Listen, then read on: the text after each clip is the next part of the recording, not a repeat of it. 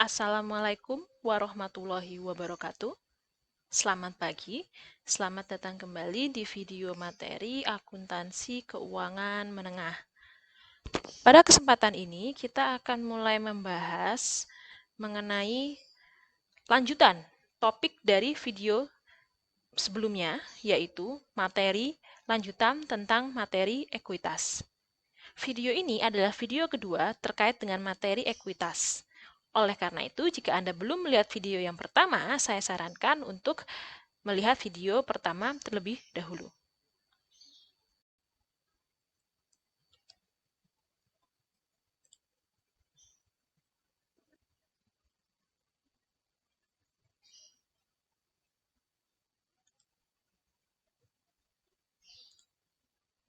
Baik, jika pada video pertama kita berfokus terkait dengan penjurnalan dan juga perlakuan akuntansi untuk ekuitas ketika pertama kali ekuitas diterbitkan, sekarang kita akan mulai membahas berbagai jenis transaksi lain yang berkaitan dengan ekuitas, yang biasanya terjadi tentunya setelah ekuitas diterbitkan.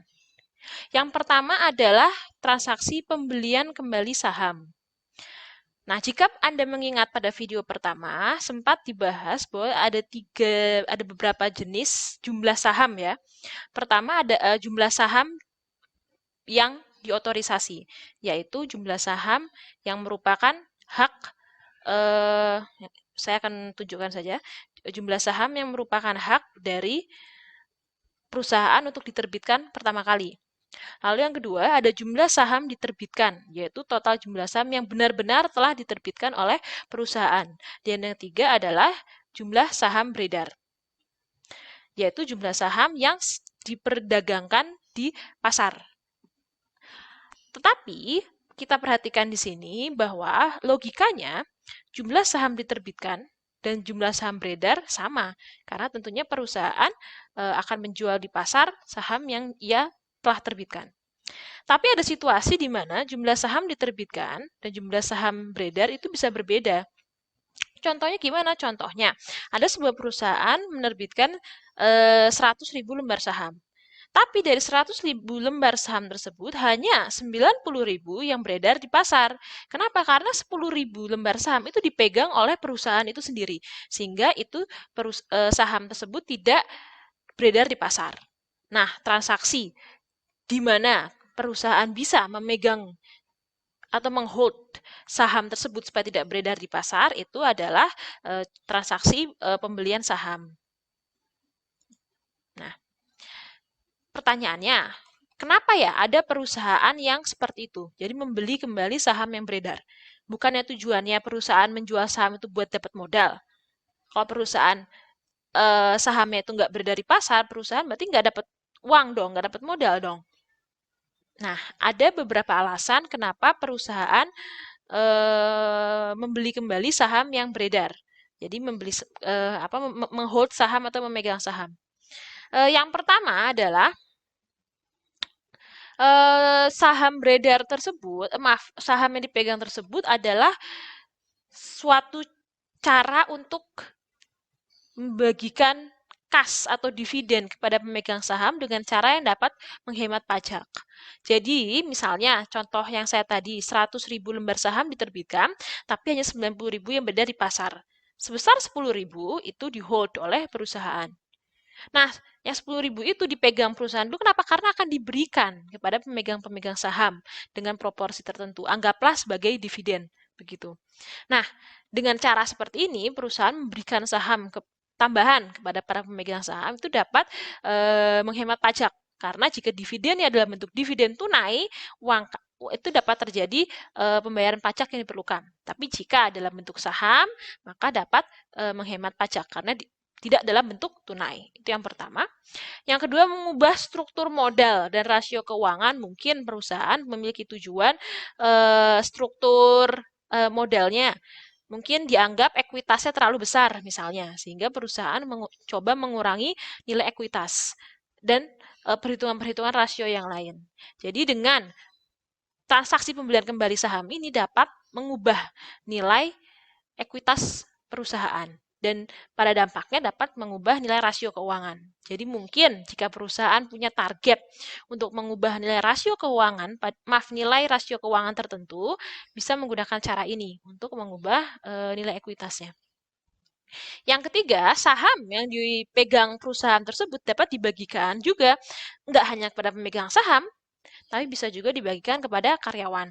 Misalnya untuk bonus atau untuk hadiah karena kinerja yang bagus atau sejenisnya. Dan yang keempat adalah mengurangi jumlah pemegang saham. Kalau pemegang sahamnya terlalu bervariasi, itu dapat mempersulit perusahaan terkait dengan pengambilan keputusan.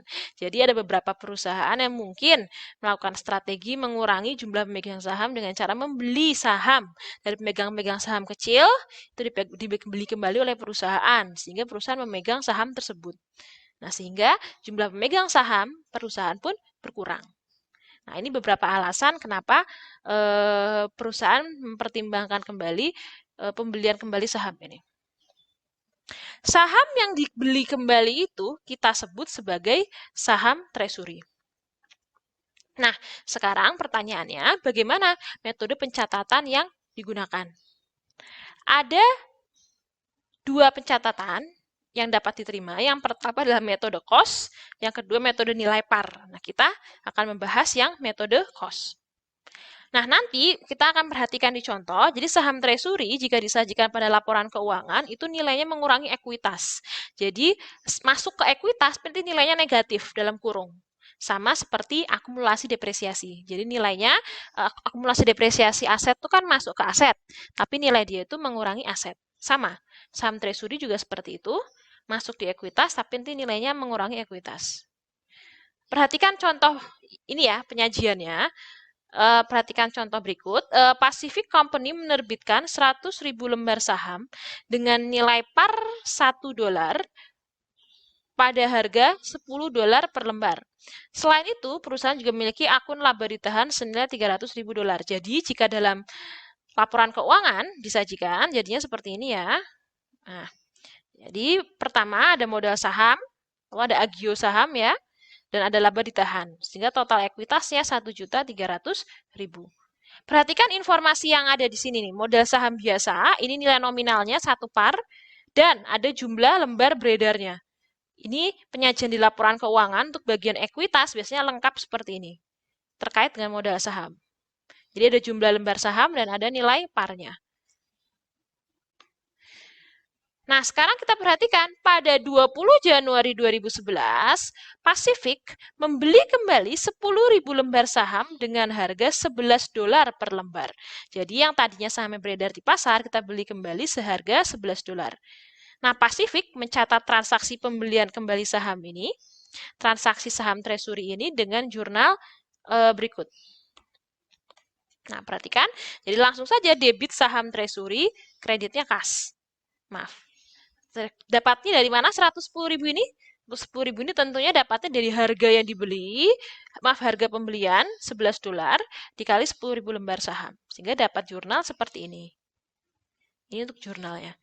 Nah, selanjutnya, penyajian di laporan keuangannya seperti apa?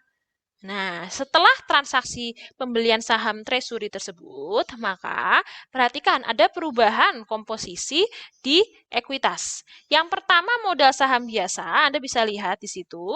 Modal saham biasanya tidak berubah ya, tetap 100.000. Karena ya 100.000 tetap karena 100.000 tetap. Tetapi perhatikan yang berubah adalah informasi yang ada di dalam di sini.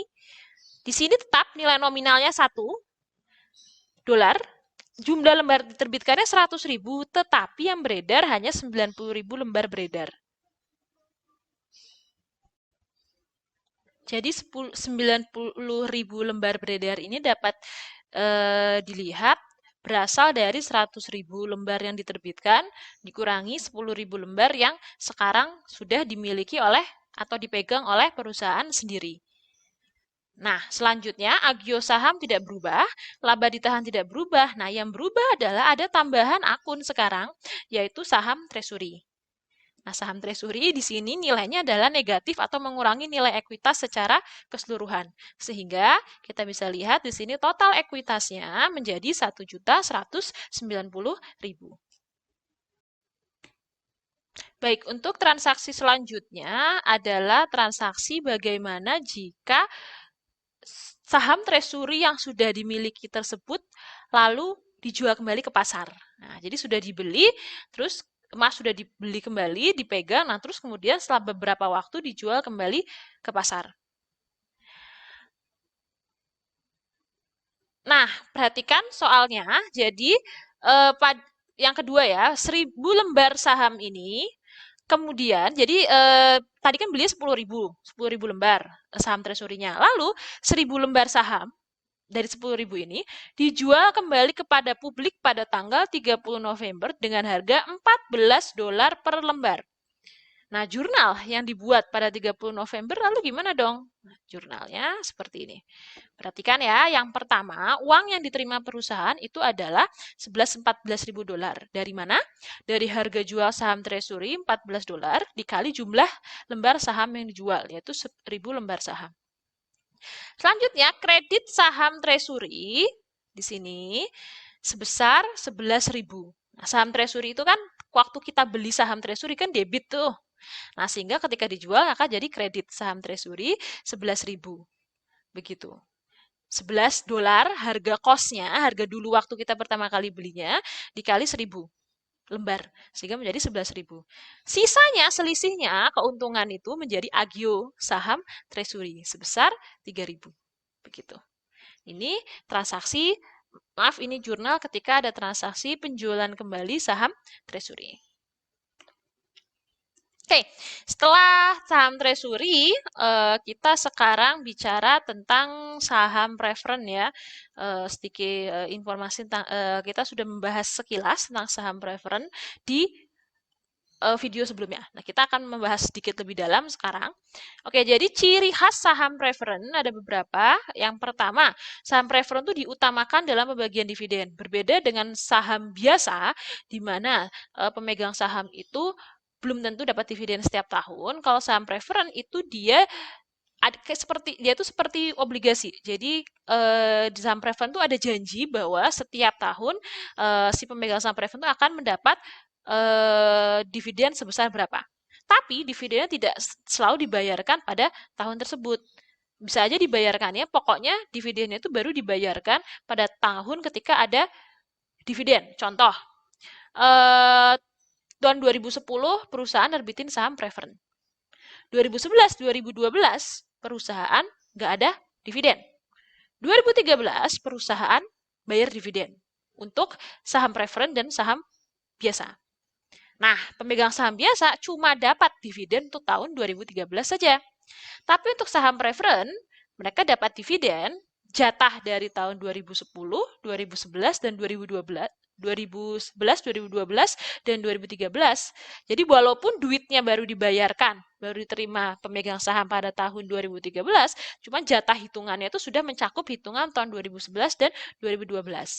Tetapi tentu nilainya lebih kecil daripada saham biasa. Jadi bukan berarti itu saham preferen enak ya Bu, dapatnya sudah pasti dapat. Ya memang sudah pasti dapat, lebih besar kepastian untuk mendapat dividen, tapi nilainya tentu beda dengan dividen saham biasa. Jadi bukan berarti dapatnya lebih banyak begitu. Baik, itu yang pertama ya. Keutamaan dalam pembagian dividen. Yang kedua, diutamakan dalam memperoleh aset jika terjadi likuidasi.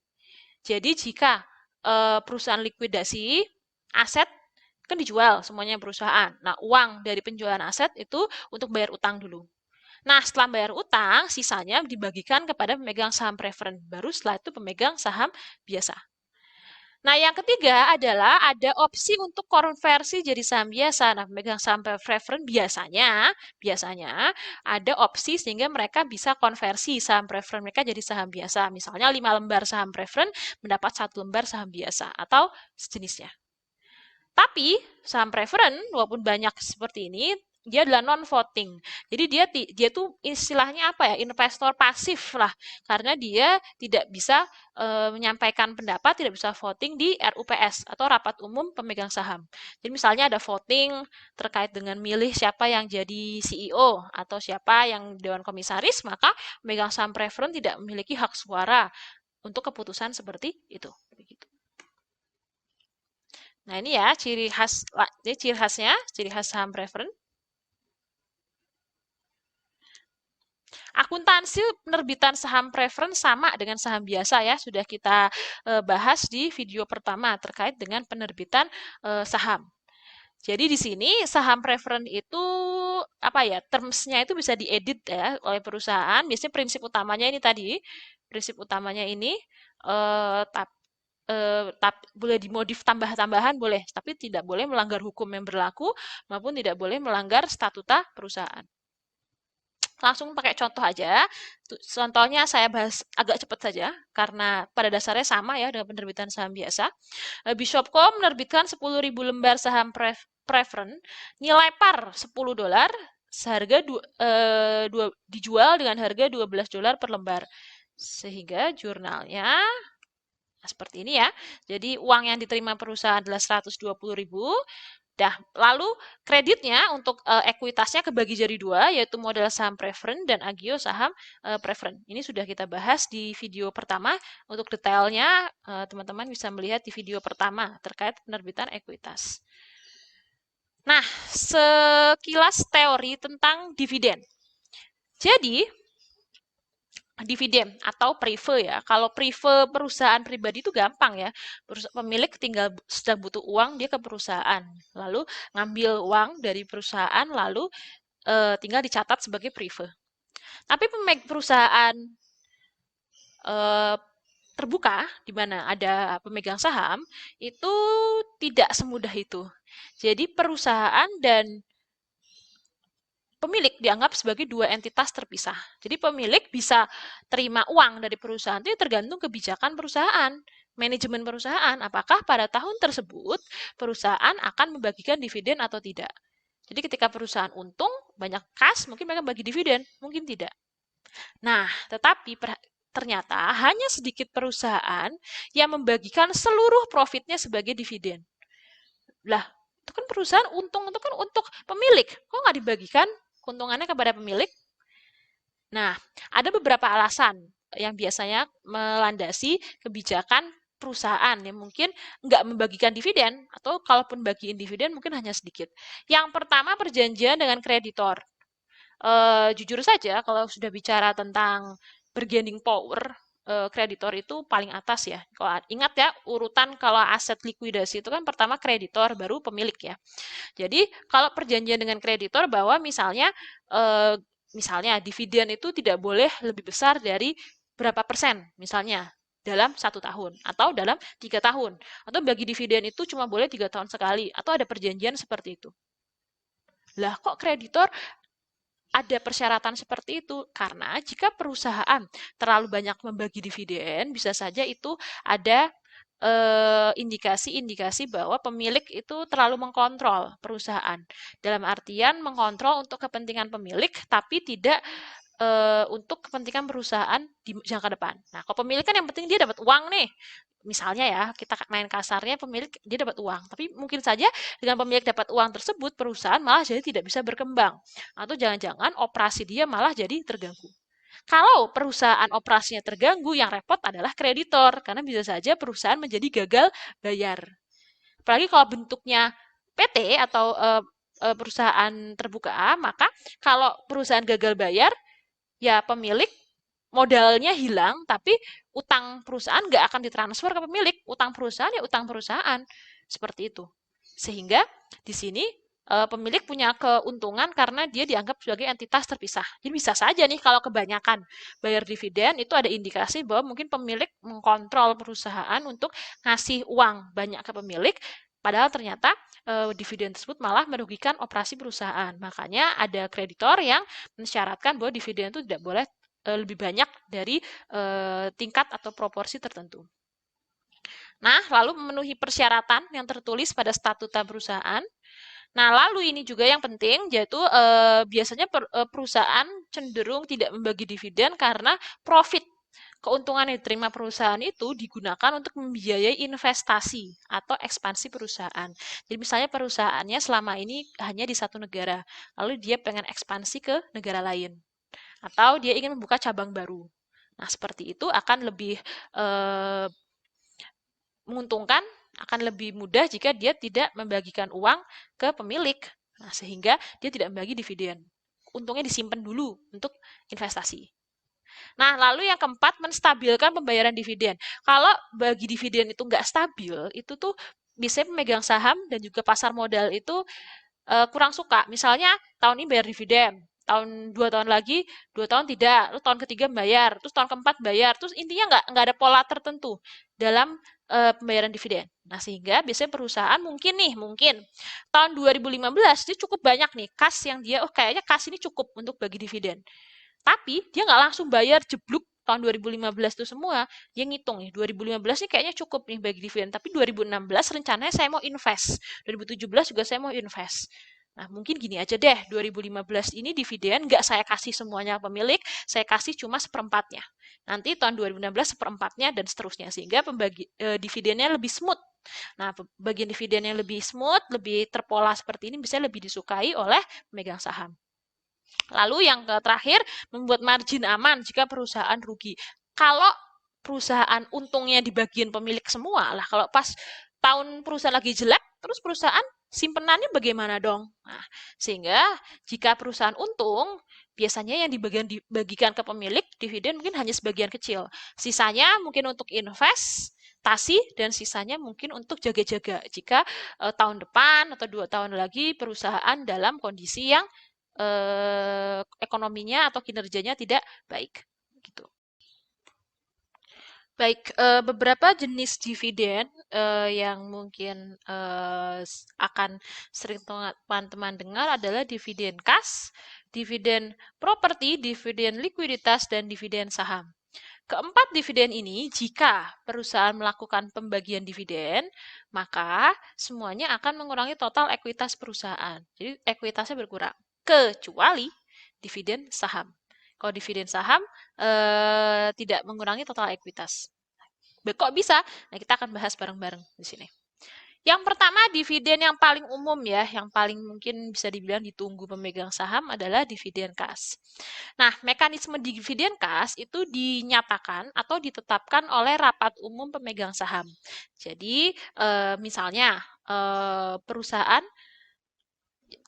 memutuskan untuk membagikan dividen. Manajemen biasanya akan membawa proposal ini ke RUPS, rapat umum. Nanti di rapat umum baru ditetapkan bagian dividen kasnya. Jadi itu mekanisme penetapan dividen kasnya. Nah, dividen kas yang diumumkan dicatat sebagai kewajiban. Jadi, begitu RUPS ketok palu bahwa ada pembagian dividen kas, tapi kan belum dibayar tuh, nggak mungkin juga misalnya rapatnya 1 April langsung bagian 1 April kan nggak mungkin. Nah, sehingga ketika sudah ditetapkan itu nanti biasanya langsung dicatat ada kewajiban atau utang dividen. Tapi hutangnya belum dibayar karena uangnya kan belum diberikan kepada pemegang saham. Nah, perusahaan perlu diingat nih, perusahaan tidak perlu membayar dividen untuk saham treasury. Jadi biasanya dividen itu ditetapkan berapa rupiah atau berapa dolar per lembar saham yang beredar. Nah, jadi per lembar saham yang beredar. Jika sahamnya itu ada, tapi dipegang sendiri oleh perusahaan, saham treasury, maka tidak perlu dihitung sebagai dividen. Ya nggak mungkin juga perusahaan ngasih dividen ke dirinya sendiri toh. Nah, jadi untuk lembar saham yang termasuk saham treasury tidak perlu dibagikan sebagai dividen, tidak perlu dibayarkan dividennya. Oke, terkait dengan dividen, ada 3 tanggal penting yang teman-teman perlu tahu perbedaannya. Yang pertama adalah tanggal pengumuman. Nah, ini adalah tanggal pengumuman ketika RUPS mengumumkan bahwa akan ada pembayaran dividen untuk tahun ini. Pada tanggal ini, nanti akan ada transaksi, jurnalnya nanti seperti apa kita akan bahas. Lalu yang B adalah tanggal pendataan. Jadi, pemegang saham itu teman-teman geser terus setiap hari, setiap jam. Jadi bisa dibilang misalnya hari ini misalnya perusahaan A. Sekarang misalnya jam 10 ya pada hari ini misalnya ada 100 pemegang saham. Nah, 2 jam lagi bisa jadi pemegang sahamnya berkurang, jadi 80 pemegang saham. Kok bisa? Karena mungkin pemegang saham yang kecil-kecil itu menjual sahamnya, dibeli oleh pemegang saham yang lebih besar. Nah, terus sore bisa geser lagi dari 80 naik lagi jadi 120 orang pemegang saham. Itu bisa terjadi. Nah, oleh karena itu, perlu ada istilahnya tanggal cut off ya, tanggal cut off, tanggal pendataan. Jadi pada tanggal pendataan tersebut, yang dapat dividen adalah yang tanggal pendataan tersebut. Nah, jadi pemegang saham yang pada tanggal tersebutlah yang mendapatkan dividen, begitu. Yang ketiga adalah tanggal pembayaran tentunya, yaitu ketika perusahaan membagikan dividen kas. Langsung saja pakai contoh biar enak. Penjelasan 3 tanggal ya, perhatikan penjelasannya. Pada RUPS tanggal 1 Februari 2018 disetujui dan diumumkan bahwa PTZ akan membagikan dividen saham senilai 100.000 per lembar saham. Dividen akan diberikan pada semua pemegang saham yang masih memiliki saham pada tanggal 1 April 2018. Pada 1 April 2018, perusahaan mendata semua saham perusahaan dan menemukan bahwa terdapat 100.000 lembar saham beredar dan 85 pemegang saham. Perusahaan membayar dividen kas pada 1 Agustus 2018. Yang 1 Februari 2018, yang ini adalah tanggal pengumuman. Yang 1 April ini tanggal pendataan, dan 1 Agustus ini adalah tanggal pembayaran. Nah, ini jedanya lumayan banyak ya. Ini sekarang seiring dengan semakin majunya teknologi ya, dan sekarang transaksi saham juga langsung di HP ya, bisa seperti itu. Biasanya jedanya ini semakin tipis ya. Ada yang jedanya cuma seminggu, ada yang jedanya bahkan mungkin cuma 2-3 hari seperti itu. Jadi tapi tetap mereka masih ada tanggal atau jam cut off, yaitu yang dikasih dapat saham ya pemegang saham yang tanggal tersebut seperti itu masih ada. Tapi memang selisihnya semakin tipis antara tanggal pendataan dan tanggal pembayaran ini ya. Ini semakin tipis seiring dengan perkembangan teknologi. Baik, sekarang coba kita lihat jurnal ya, contoh jurnalnya. Perhatikan contoh ini, pada 10 Juni 2011, Roadway Freight Corporation mengumumkan pembagian dividen kas sebesar ya, salah ketik maaf, sebesar $0,5 per lembar untuk seluruh 1,8 juta lembar saham yang beredar. Dividen akan dibayarkan pada 16 Juli untuk semua pemegang saham perusahaan per 24 Juni. Jadi kalau kita identifikasi tanggalnya, ya tanggal yang ini adalah tanggal bentar.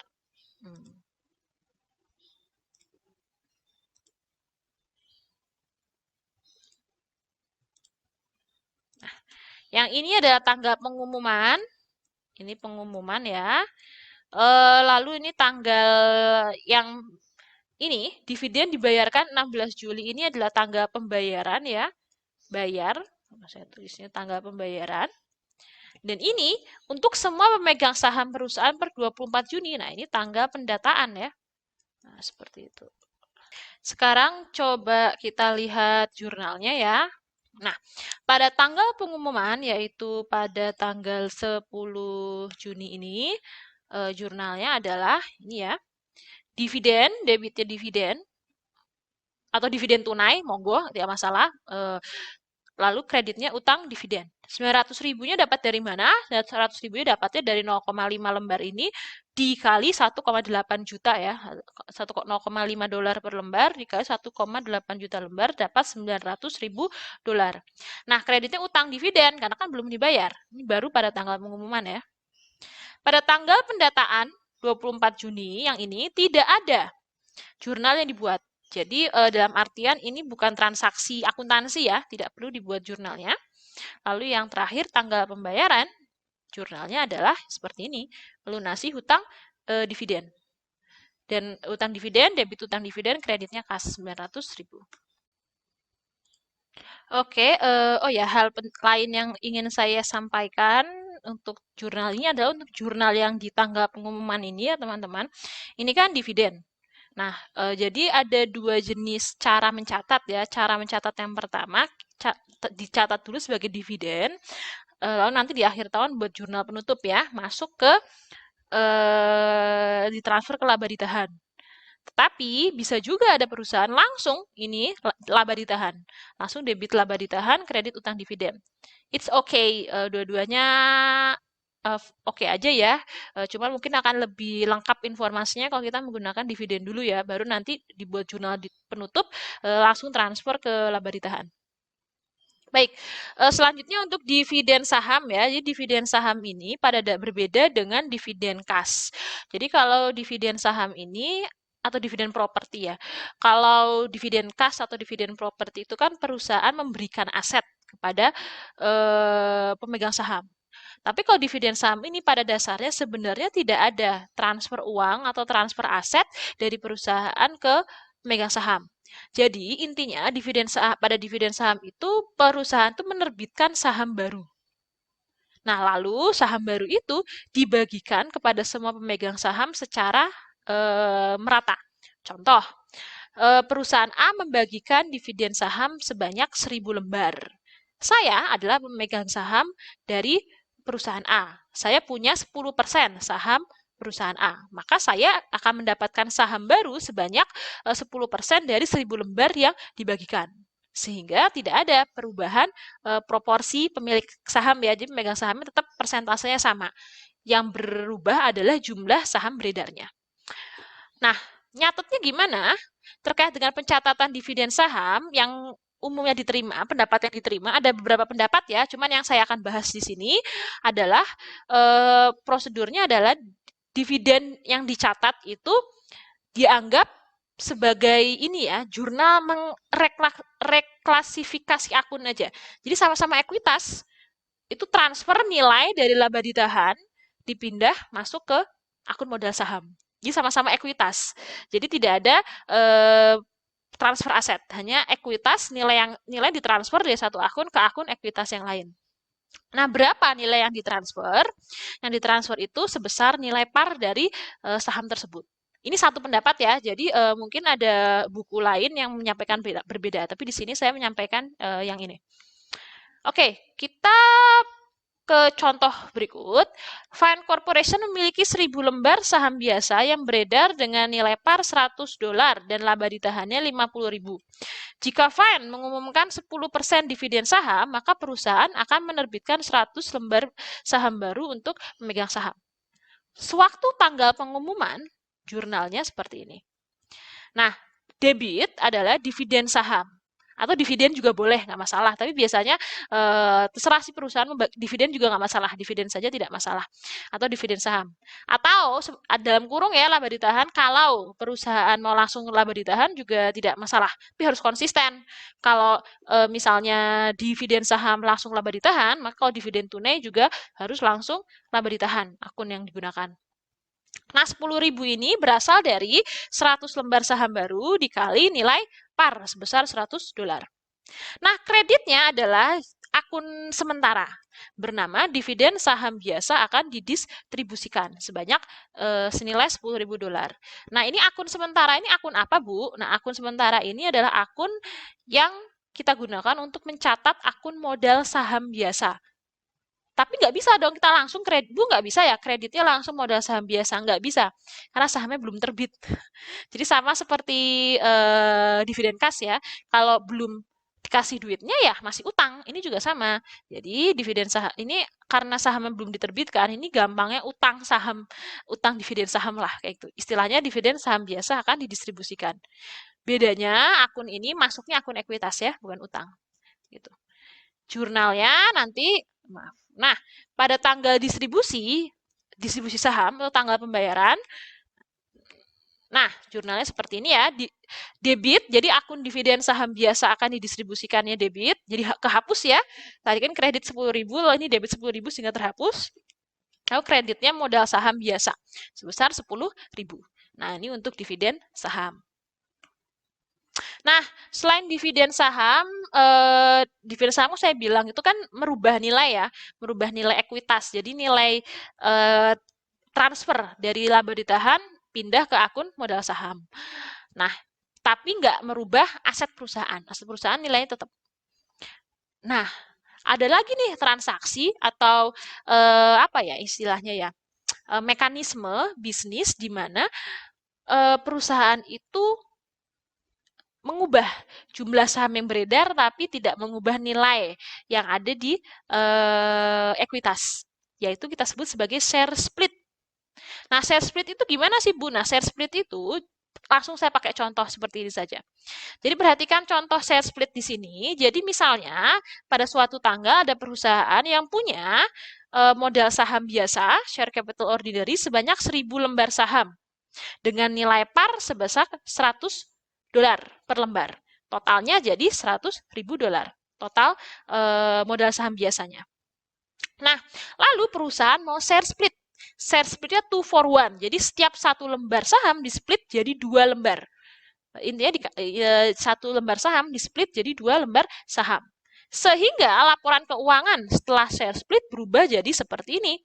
Perhatikan nilainya tidak berubah nih, $100. 50 tidak berubah ya, totalnya untuk modal saham biasa masih $100, total ekuitasnya masih 150. Yang berubah adalah informasi yang ada di modal saham di sini.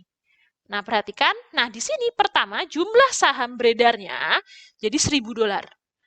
Jumlah sahamnya jadi $2.000, maaf, jadi $2.000. Dari mana? Dari 1.000 lembar ini kan dipecah. Setiap satu lembar dipecah jadi 2, sehingga menjadi 2.000 lembar. Nilai nominalnya turun. Nilai nominalnya turun menjadi $50 per lembar. Nah, sehingga totalnya tetap sama. Nah, ini share split ya. Jadi hanya mengubah seperti ini saja. Tidak ada transaksi yang lain. Akibatnya kita lihat di sini tidak ada jurnal yang perlu dibuat. Jadi nggak perlu ada jurnal apapun yang kita buat. Dampaknya adalah mengurangi nilai par atau nilai nominal saham dan menambah jumlah saham beredar. Nah, begitu. Lalu yang ini kalau nggak ada dampaknya, lalu ngapain perusahaan seperti itu? Tujuannya perusahaan itu untuk mengurangi nilai pasar per lembar saham. Jadi beberapa perusahaan itu kan mungkin dari pertama dia berdiri ya sampai sekarang itu kan perusahaannya sangat bagus ya, sehingga sahamnya nilainya naik seperti itu. Mungkin satu lembar sahamnya bisa dalam rupiah mungkin 20.000 atau sejenisnya lah. Karena perusahaan mungkin bagus ya, dari pertama dia berdiri sampai sekarang harganya naik terus. Masalahnya, kalau harga per lembar saham itu terlalu tinggi, saham itu tidak terlalu tidak terlalu liquid peredarannya di pasar. Artinya, jumlah orang yang menjual dan membeli saham tersebut jumlahnya sedikit. Bu, ini masalah kah? Masalah, bisa. Karena jika saham itu tidak terlalu beredar di pasar, mungkin saham itu tidak nilai perubahan nilainya tidak signifikan. Misalnya nih, sebenarnya sahamnya itu perusahaan itu bagus karena perusahaan itu bagus, kinerjanya bagus. Harusnya harga sahamnya kan naik tuh. Ketika perusahaan itu semakin bagus kinerjanya, biasanya representasinya di pasar modal adalah makin banyak orang yang mau punya saham perusahaan itu. Sehingga harga sahamnya kan naik. Masalahnya, tuh perusahaan emang kinerjanya bagus, orang-orang pingin beli saham perusahaan itu, tapi saham itu nilai per lembarnya udah tinggi sehingga tambah mahal. Akibatnya walaupun orang pingin beli saham itu mungkin tidak affordable untuk masyarakat umum, sehingga mungkin hanya sekelompok saja yang bisa beli. Akibatnya nilai saham di pasar modal itu mungkin tidak merepresentasikan kinerja keuangan sebenarnya. Sehingga karena nih perusahaan ingin biar semakin banyak orang yang memperdagangkan sahamnya perusahaan dia di pasar, sehingga dia pecah sahamnya. Dia semakin dikit, biar makin banyak orang yang jual beli saham tersebut. Nah, itu tujuannya share split biasanya. Nah, oke, saya rasa ini ya. Oke, selanjutnya materi yang tadi jangan perlu perhatikan ya. Jadi perhatikan yang materi yang ini, penyajian ekuitasnya di laporan keuangan. Anda bisa lihat, ini bentuk penyajiannya ya. Maaf, salah. Nah, bentuk penyajiannya bisa dilihat di sini. Nah, bentuk penyajiannya misalnya nih, perhatikan informasi-informasi yang ada di sini. Pertama, modal saham ya, kita modal saham. Perhatikan informasinya ya, modal saham biasa, misalnya par ditulis, nah jumlah lembar saham diotorisasi ditulis, lalu ada 400.000 lembar saham diterbitkan dan beredar. Nah, kalau seperti ini berarti tidak ada saham treasury, karena nilai saham diterbitkan dan saham beredarnya sama. Sama, saham preferen juga sama ya, ada nilai par, ada jumlah lembar saham otorisasi, dan ada jumlah lembar saham diterbitkan dan beredar. Nah, yang diotorisasi ini jika mau dihapus, boleh-boleh saja. Tergantung jenis perusahaannya. Tapi yang wajib harus ada di laporan keuangan terkait dengan modal saham adalah yang ini biasanya. Jumlah lembar saham diterbitkan dan beredar. Nah, ini dividen saham ya, dividen saham yang akan didistribusikan. Jadi saya tadi bilang, jadi mungkin ini dividen sahamnya belum sempat diterbitkan sahamnya. Jadi masih belum sempat terbit saham sehingga akunnya masih akun sementara. Itu tetap masuknya ekuitas. Nah, agio saham tidak berubah. Nah, ini ya saham treasury ya ditulis jumlah lembar saham treasury-nya, tidak boleh sampai lupa, harus ditulis jumlah lembar saham treasury. Nah, lalu di sini nilainya dalam negatif. Nah, ini akumulasi rugi komprehensif, ini jika ada, jadi mungkin perusahaan itu secara komprehensif mungkin rugi, maka dimasukkan juga di sini. Sehingga total ekuitasnya adalah sebagai berikut. Nah, ini ya, jadi perhatikan ekuitas ternyata banyak anak-anaknya, akun-akunnya. Jadi ekuitas itu nggak cuma modal pemilik ya, nah, ada juga anak pinaknya ya, berbagai akun. Semakin kompleks perusahaan, semakin banyak ya contoh akun-akun ekuitasnya. Oke, ini ada soal latihan yang akan kita bahas ya di video selanjutnya. Jadi jangan lupa melihat video selanjutnya terkait dengan pembahasan contoh soal. Baik, saya rasa cukup sekian. Terima kasih banyak atas perhatiannya. Akhir kata, wassalamualaikum warahmatullahi wabarakatuh. Selamat pagi.